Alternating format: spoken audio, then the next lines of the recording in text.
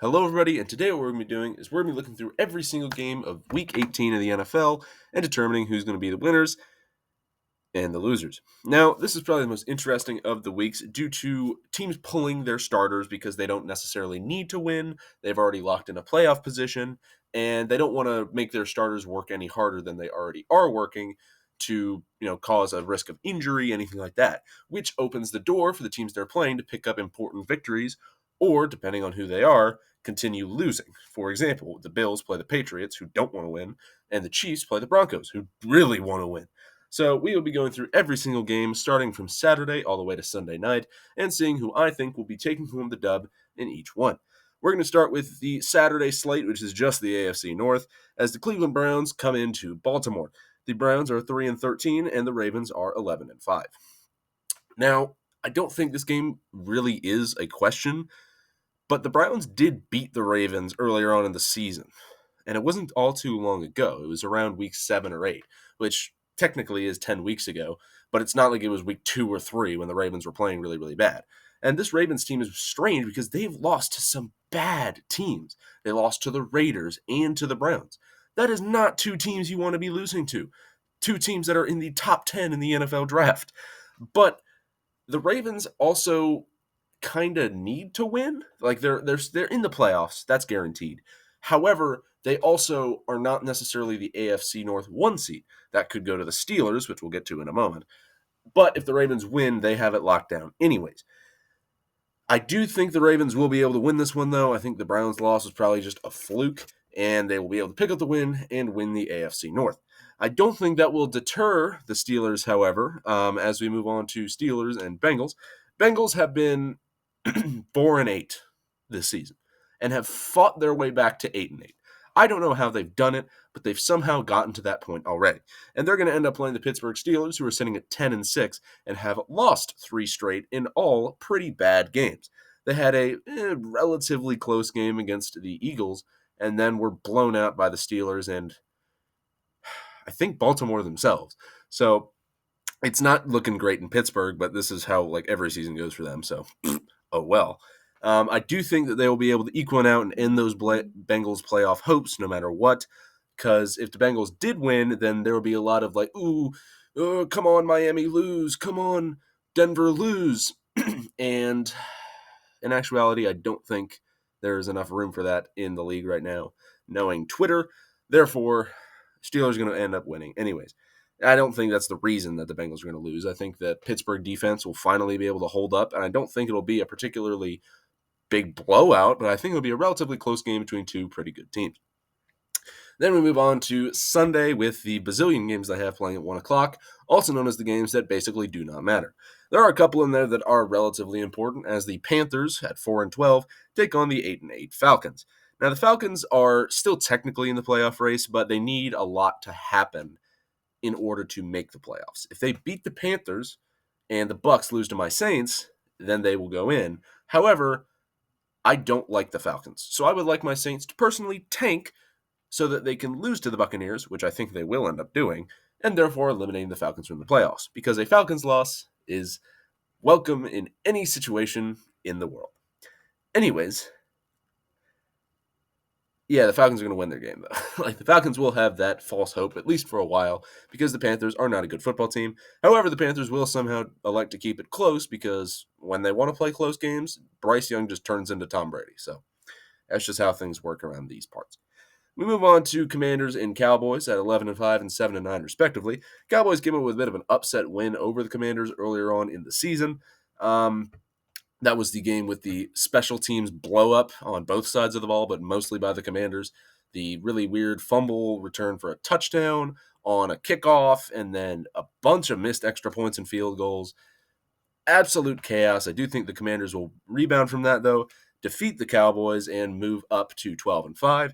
That would put them at, I think, the 5 seed? No, because the Lions and Vikings. So that would put them at the 6 seed still, and it would keep the Packers at the 7 seed, and they can go into Philly. Speaking of, the Packers play the Bears next up on the slate, also at 11-5. However, the Bears are not 7-9. They sure wish they were. They are at a fun, comfortable 4-12. The Packers are going to win this game. I don't think it's going to be particularly close either. Then we move on to Jacksonville and Indianapolis. Knowing both of these franchises, Jacksonville is going to somehow win and get themselves a worse draft position, and the Indianapolis Colts are going to make themselves even more sad. Then we move on to the Bills and Patriots, the first of the games that is going to be affected by sitting starters. The Bills will be sitting basically everybody except Josh Allen, who will be playing just the first couple of snaps so he can keep a consistent start streak before sitting out for the rest of the game. I do think that the Patriots are going to intentionally lose this one here. Bills are going to end up winning this. They don't want to win. They want to keep that high draft slot that they already have. And the Bills' backups are probably better than the Patriots' full roster anyways, especially when it comes to their wide receiver core, which they said they're not going to be benching. So that's pretty important. We move on to another start-sit situation with the Philadelphia Eagles and the New York Giants. Now, Philadelphia has decided to bench Saquon Barkley, even though he's only like 103 yards away from breaking Eric Dickerson's record.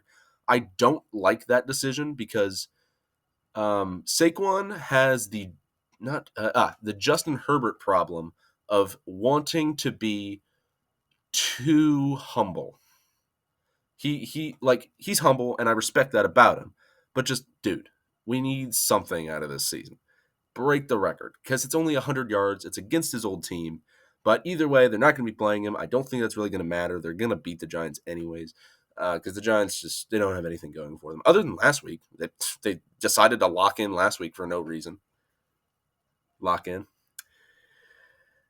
But yeah, the Eagles should beat them by like 20 points. So, Bucs Saints, I already covered that. Bucs are going to beat the Saints. I'm not complaining about that. Saints get a higher draft slot. Hooray! And personally, I would love all the teams that are 4-12 to win this week so that I can get a better draft pick. I don't think that's going to happen, though. So that's just how things roll. Nevertheless, then we move on to the Houston Texans and the Tennessee Titans. The Houston Texans have decided to play the worst football known to man and yet somehow be at a 9-7 record, also known as the Kansas City Chiefs. However, I do think they can beat the Titans. The Titans are not very good at all.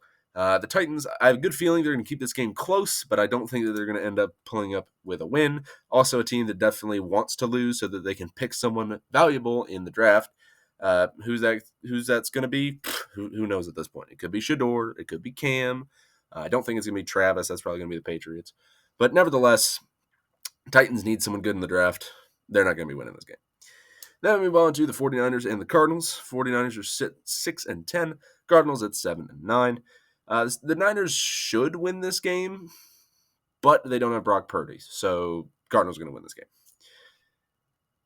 The Niners are a phenomena where they either make the playoffs and make the conference championship or miss the playoffs and are bad. They are in their miss the playoffs and are bad phase right now. I do think that will probably continue for another year. And then Purdy is going to get his big re-sign bonus. And then they're going to pick somebody up in the draft. And then they're going to be good again. But for now, they're not very good. So the Cardinals are going to end up picking up a win with a respectable 8-9 on the season.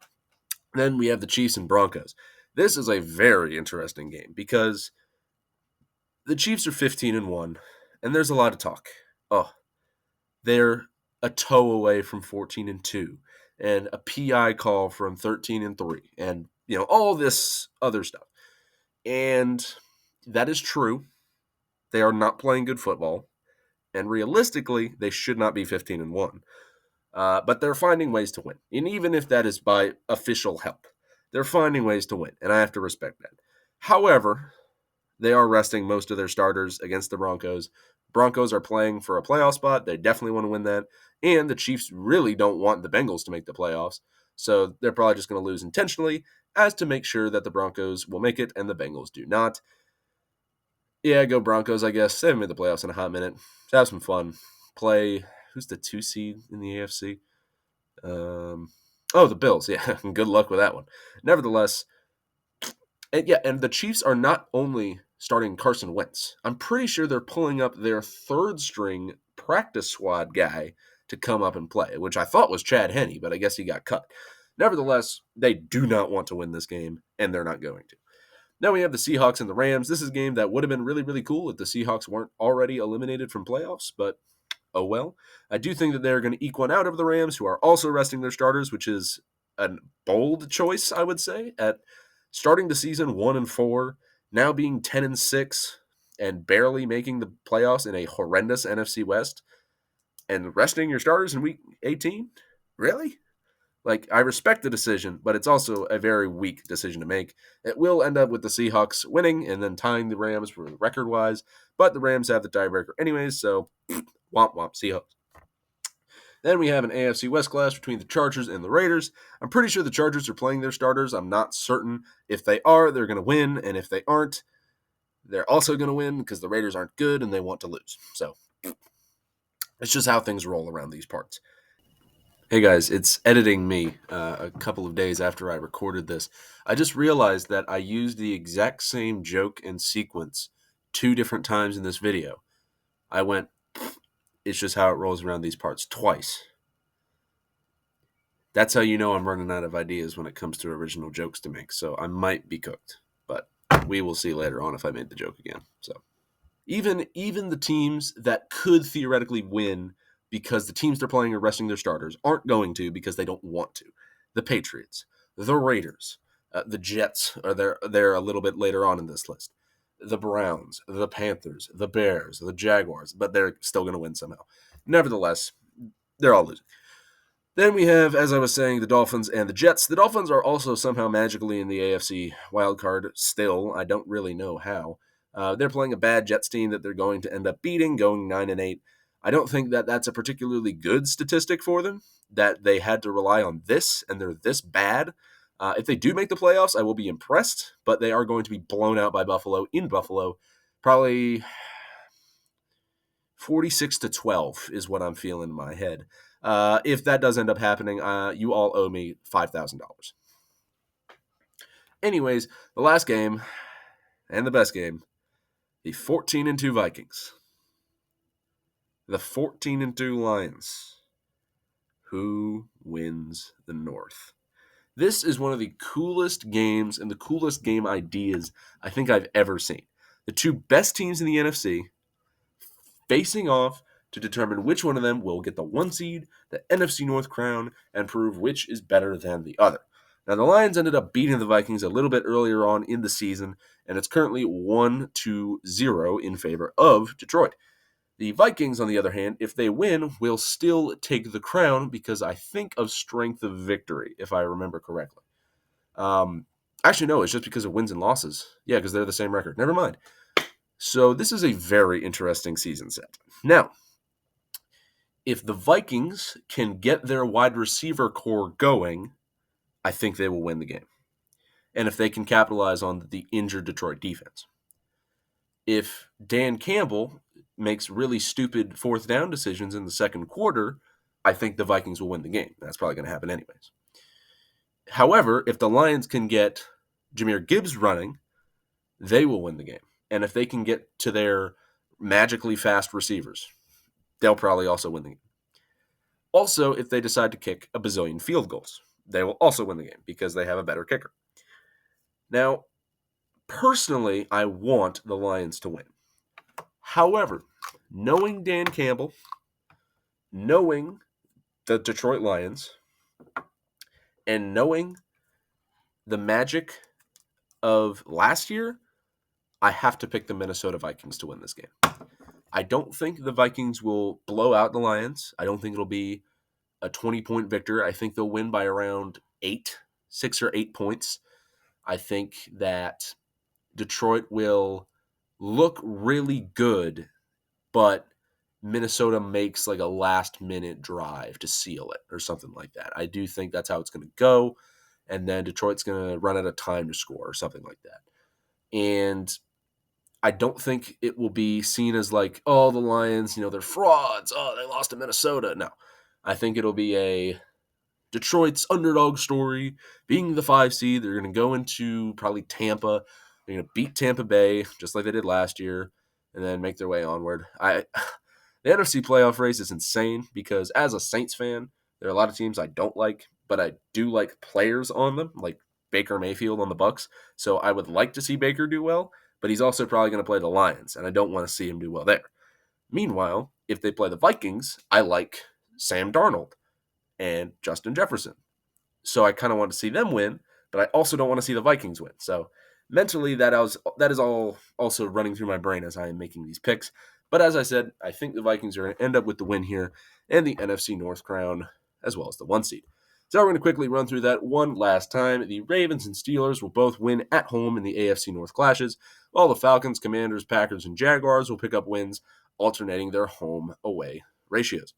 Then the Bills, Eagles, Bucks, Texans, Cardinals, Broncos, Seahawks, Chargers, Dolphins, and Vikings will all pick up victories in their away stadiums. I think I said one of those wrong. I think when I was talking, I said one wrong. I said the Cardinals. I said the Broncos. Oh well. Well, you listen to the whole video. You know what I said. Nevertheless, those are how I think the Week 18 games are going to go. Sorry, I'm really tired. And therefore, the playoffs will be set with the Ravens being the AFC North winners, the Steelers taking the 5 seed in the AFC, with the Buccaneers winning the NFC South, with the Packers taking the 7 seed and the Commanders taking the 6 seed in the NFC. The Lions will be stuck with the 5 seed. Meanwhile, the Vikings will get the 1 seed in the NFC. And then over on the AFC side of the ball, the Broncos will make it into the 7 seed slot. That's my predictions. What do you think? Do you agree? Do you disagree? Make sure to let me know down in those comments down below.